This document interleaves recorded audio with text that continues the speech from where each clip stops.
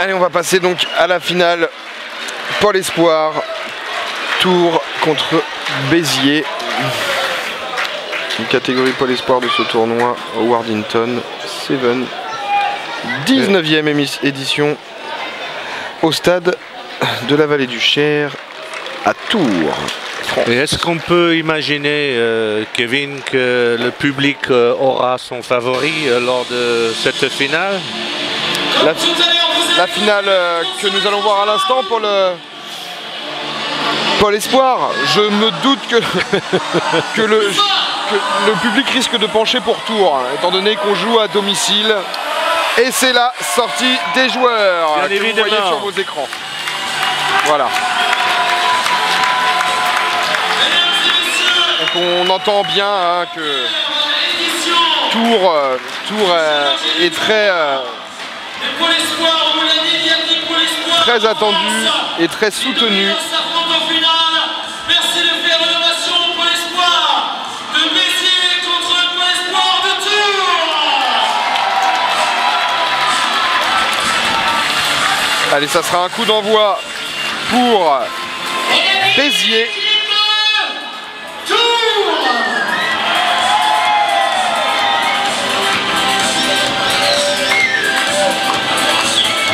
On attend que la musique s'arrête pour engager la partie.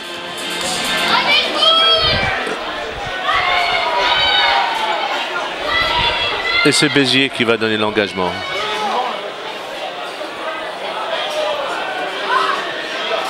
Et c'est parti. Belle bataille aérienne. Ils ont réussi, Béziers, à reprendre le ballon après le coup d'envoi. Grosse poussée par ce joueur de Tours. Ils ont arraché le ballon. Je crois qu'il est sorti. Non, il n'est pas sorti. Allez, c'est parti. Et le numéro 14 qui ouvre les hostilités. Le numéro 14. Et tu ne t'es pas trompé, Kevin, le public est debout pour applaudir ce premier essai. Nous sommes bien d'accord. Et la transformation qui passe.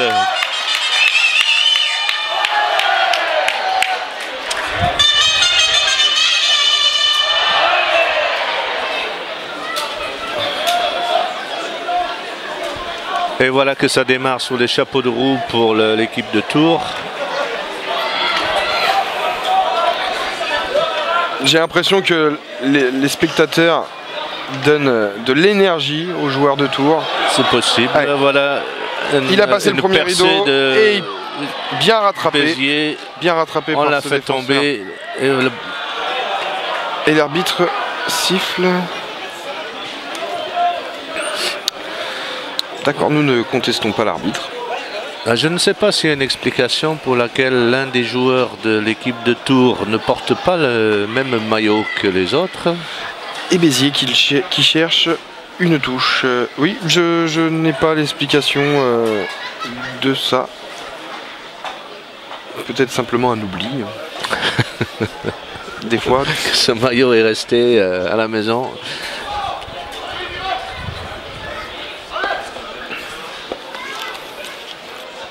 Bon, en tout cas, on ne risque pas de le confondre avec l'un des joueurs de Béziers parce que le rouge des maillots de Béziers est un rouge bien vif.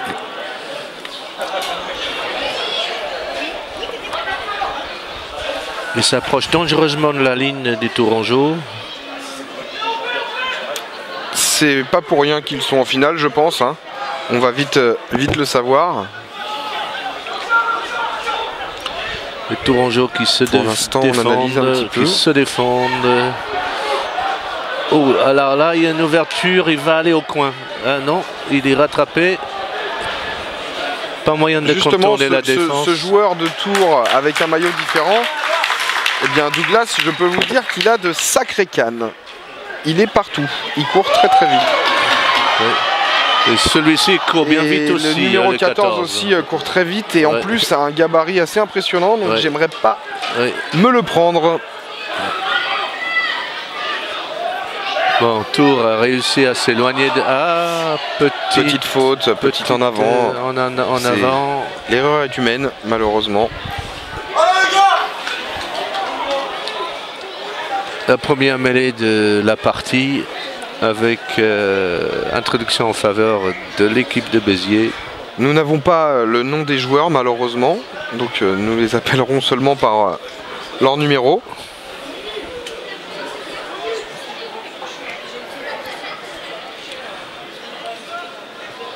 Peut-être que mon technicien arriverait à avoir le nom, mais j'en doute. Les Béziers en possession. La balle va jusqu'à l'aile, mais il ne passera pas. Oh là, attention. Allez, ballon bien récupéré par l'équipe de Tours. Et un coup de pied. Petit coup de pied. Allez, coup de pied, on sort les cannes, ballon, rebond favorable, on passe. Le soutien était là. Et très bel essai de Tours, qui continue sur sa lancée. C'était bien joué. Tours qui a fait un très beau championnat, un très beau tournoi. Absolument.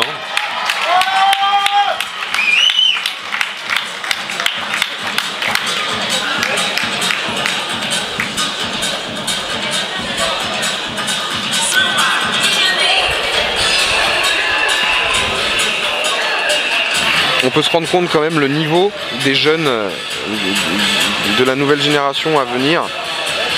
On voit un petit peu là sur ce, ça joue, hein, sur ce match. C'est très très intense. Là je n'ai qu'un chiffre hein, parce que ça joue vraiment comme les pros. Hein. Ouais. Tout de suite à la réception du ballon, malheureusement loupé. Bien récupéré par Béziers. À chercher plus l'intérieur. Oui, attends.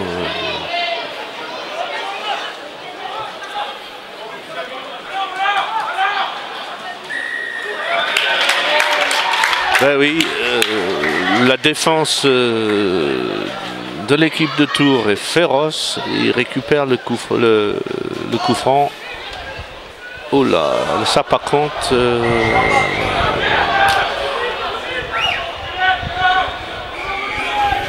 Voilà, on recule de 10 mètres. Ben oui. Un petit peu d'anti-jeu sanctionné par l'arbitre. Normal.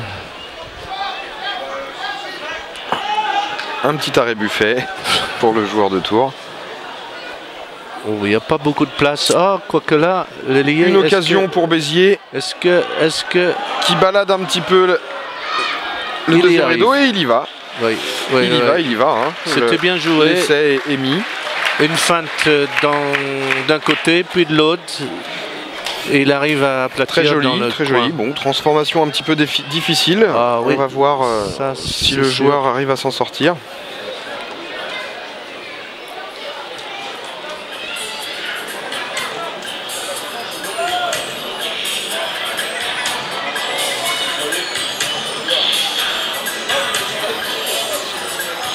Non, ça passe à côté. Qui ne passe pas. Déjà qu'en temps normal, les transformations comme ça en angle fermé, c'est compliqué.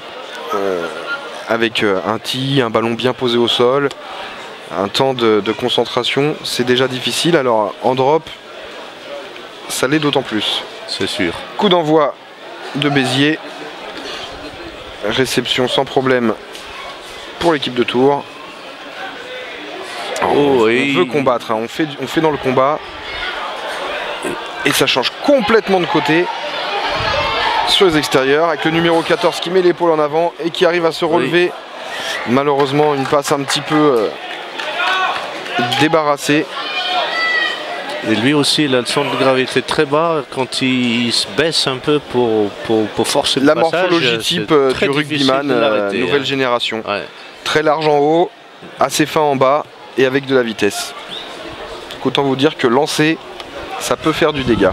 Et tu l'as dit tout à l'heure, mais rafraîchis-moi la mémoire, ce sont des garçons qui ont moins de 18 ans. Moins de 18 ans.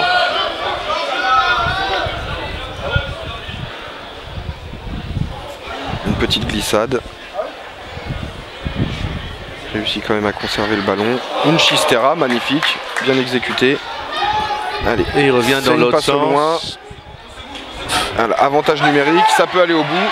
Le soutien est là. Ça va y aller. Il n'en a même pas besoin. Très bel essai du numéro 13. Très belle course.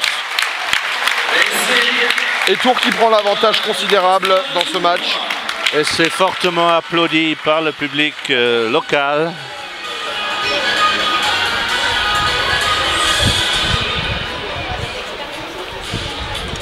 C'est donc Charlélie de Benoît Dautour. Et la transformation qui passe aussi. La transformation réussie par Arthur Collet.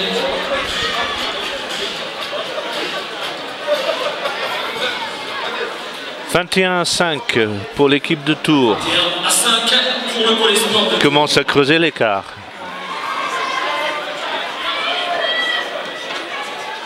Ballon très haut pour ce coup d'envoi, bien réceptionné par Béziers.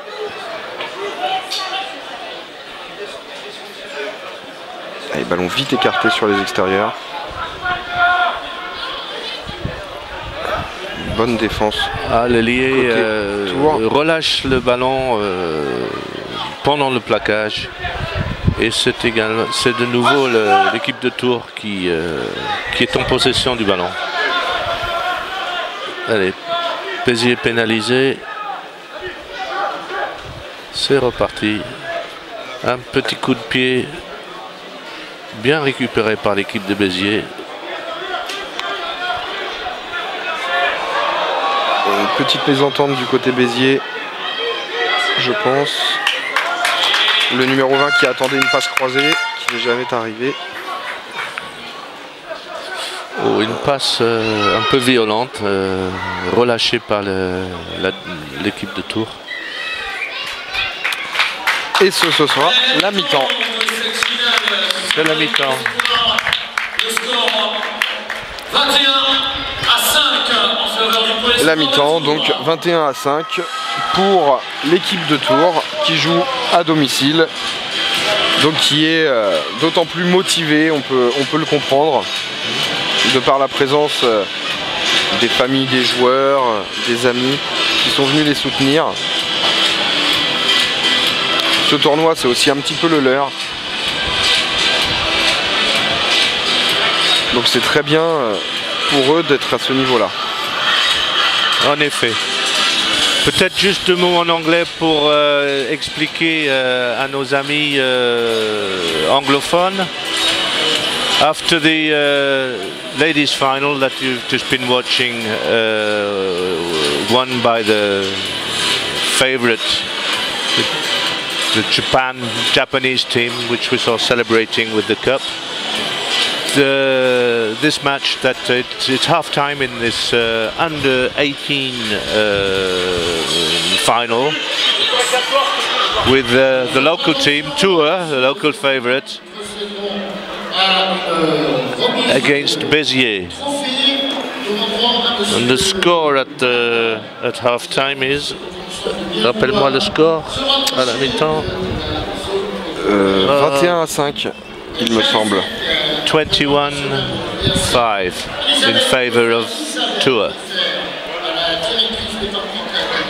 Voilà, encore une fois, des temps de repos très courts pour ce rugby à 7. Rugby à 7 qui, je le rappelle, se passe sur grand terrain comme le rugby à 15. Donc qui demande de très grandes conditions physiques. C'est pour ça qu'à chaque opportunité, les joueurs vont s'hydrater. Et il ne faut pas oublier que pour être arrivé en finale, ces équipes ont déjà joué, beaucoup de matchs. J'allais dire 6, 7, 8 matchs. Oui, facile. Facile depuis ces 2 derniers jours, oui. Et aujourd'hui, ça a été encore plus rapide entre chaque match. Allez, c'est parti. Très belle réception pour Tours. D'où le but de faire des coups d'envoi très hauts pour permettre à ces joueurs d'être à la réception du ballon et essayer en combat aérien comme le 14 il récupérer. Et le 14 qui arrive lancé, dommage, subit un plaquage et avec une perte de ballon.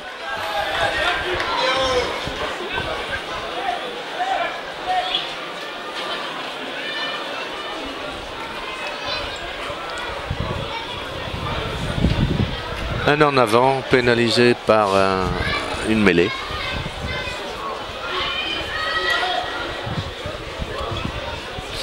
Et c'est l'équipe de Béziers qui va introduire le ballon.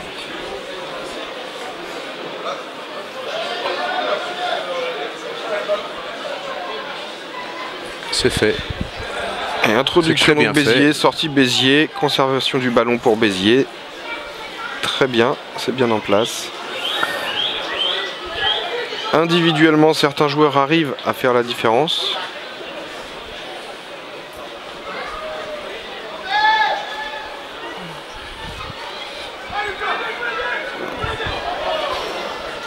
Ils sont mis à 2 pour l'arrêter, celui-ci.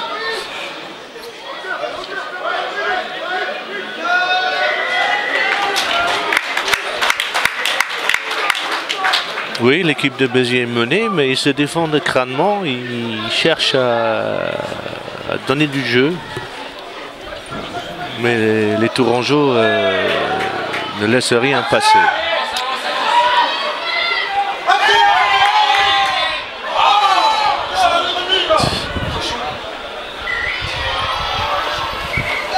Petite faute de tour.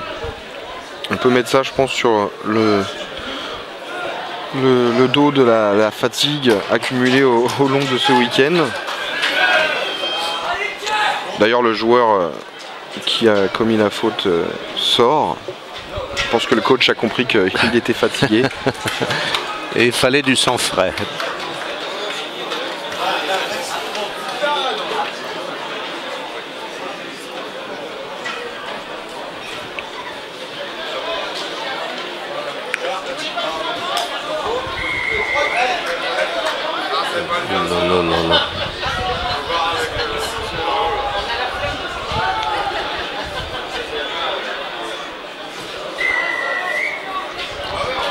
On voit quand même que Tours est au-dessus de Béziers au niveau possession de ballon. Oui.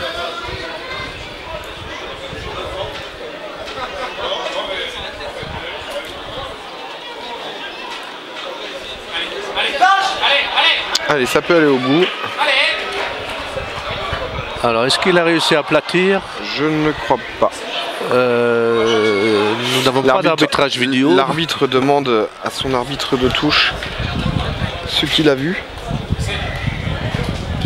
Non, il ne l'accorde pas.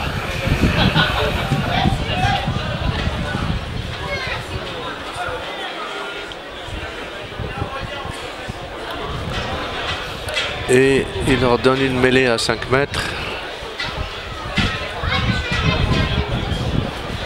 En faveur de Béziers. Allez, ça c'est les mêlées qu'il faut gagner.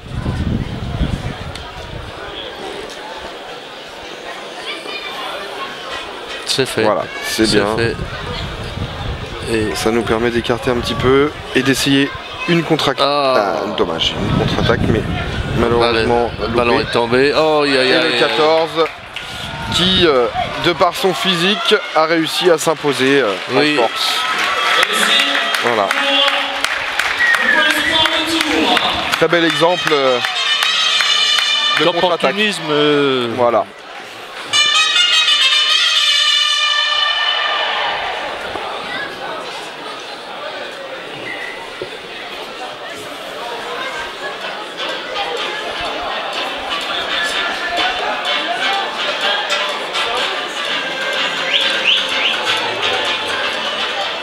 Alors, ils vont... Qu'est-ce qui se passe?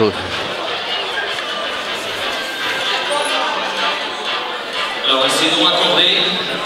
L'essai a été refusé.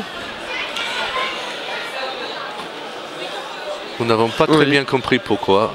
L'arbitre est revenu à une faute.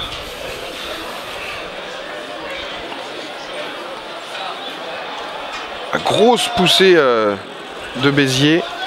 Absolument. On envoie au loin, on écarte, on change tout. C'est encore le 14, il ne faut pas lui donner la balle. Qui va faire la différence.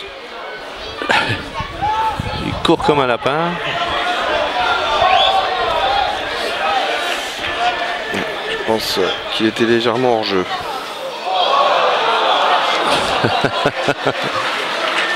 La tentative de passe au pied qui s'est fait arrêter par les poteaux.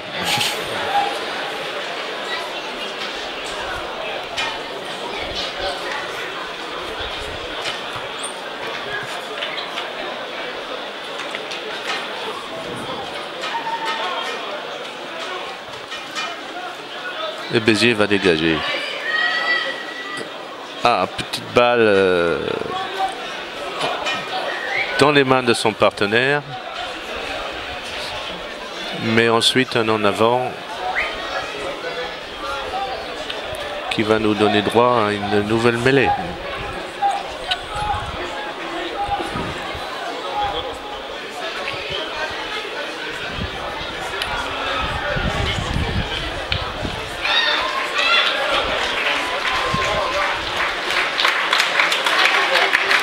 Et pour vous dire que tout le monde, que c'est un événement familial. Applaudissements pour le joueur qui sort, qui est remplacé. Voilà. Et le coach de cette équipe est aussi un des membres fondateurs de ce tournoi. D'accord, en effet. Et ben voilà un essai de plus pour l'équipe de Tours. Celui-ci est validé. Hein. Et c'est pour le Pôle Espoir de Tours.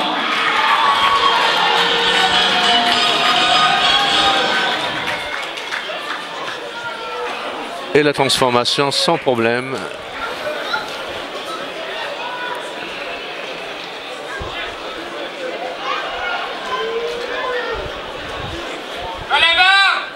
Ce qui nous amène à un score de 28-5 en faveur de l'équipe de Tours. C'est exact. 28-5 en faveur du Pôle Espoir de Tours. Alors que la deuxième période est déjà bien entamée. Je pense que l'issue du match est définitivement close. Pas beaucoup de doutes. Et c'est vrai que même avec des mi-temps de 10 minutes, ça passe très très vite. Oui, très très vite.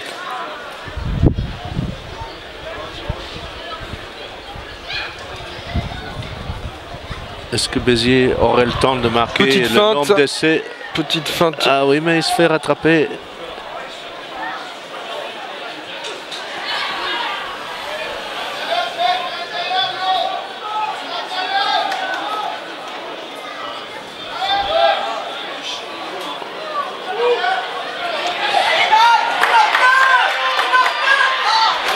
Et voilà, il y en a un de fait en tout cas. C'est bien joué, il ne lâchait rien l'équipe de Béziers, malgré qu'ils sont menés assez largement.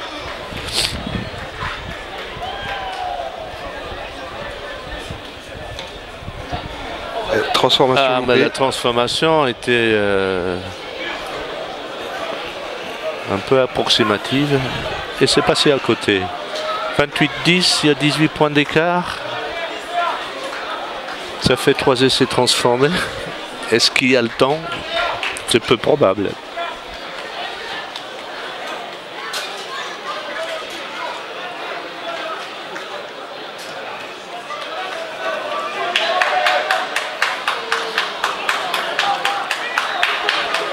Ouais, grosse pression là du côté de Béziers. Ah, il se bagarre, il se bagarre. Il y a de la combativité. On ne renonce pas du tout. Ils ont récupéré la balle, non, ils sont pénalisés.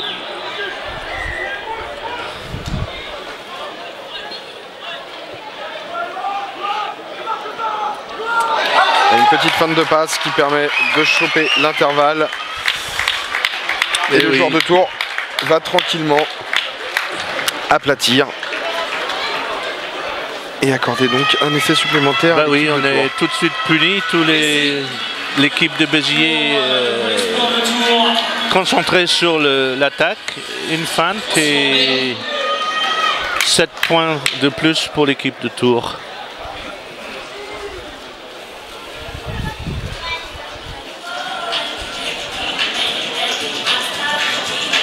Allez, 35-10.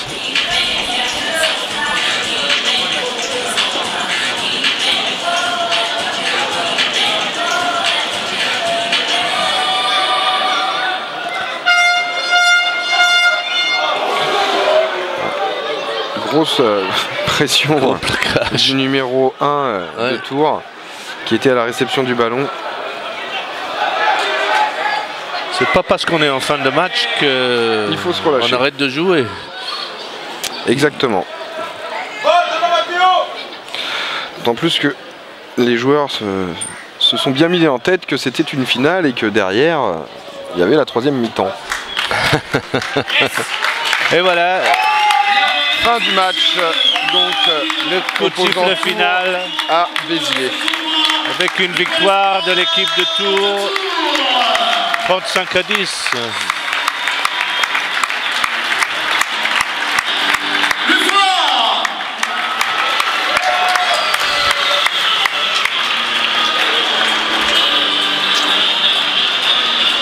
Les équipes se congratulent à la fin de chaque partie, comme d'habitude. Ça, c'est beau à voir. Douglas, je t'abandonne une petite minute. Je te laisse à la limite présenter le tournoi en anglais. Je reviens dans une petite minute. Ok. À tout de suite. Well, while Kevin's gone, I'll be able to say just a few words in English for all the people who don't speak French. We've just seen a very exciting match in the under 18 category.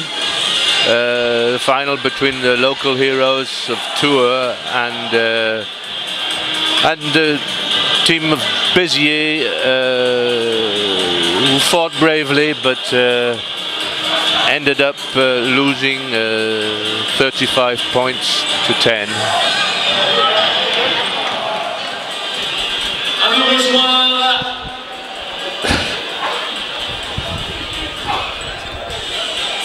Faites la photo de famille. Meilleur joueur du tournoi, le 12, Loïc Nioche.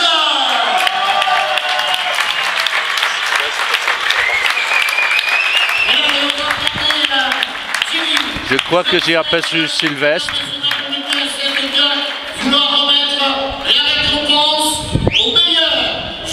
Ils ont désigné le meilleur joueur du tournoi parmi les moins de 18 ans, les Pôles Espoir. Félicitations à lui. Une belle victoire. On se demandait, on dit, vous êtes à la maison. Je pense que ça a joué en tout cas. Tu es le meilleur joueur du tournoi. On l'écoute. Qui a été bon aujourd'hui, Loïc. Très très bon. Un petit mot sur ta performance. Je sais que c'est le collectif, mais meilleur joueur du tournoi, ça fait plaisir. Ah, c'est grâce à lui, franchement. Voilà, applaudissez l'équipe du Pôle Espoir du Tour, Loïc Nioche, meilleur joueur du tournoi. Applaudissements pour le meilleur joueur de cette équipe de Tours, désigné meilleur joueur du tournoi.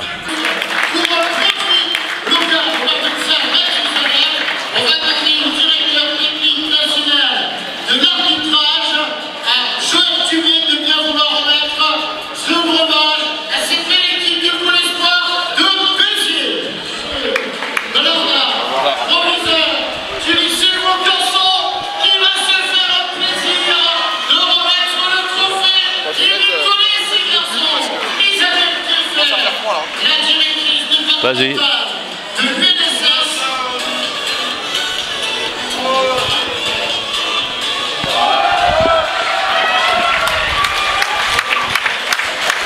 Allez, encore une fois, bravo à Tours.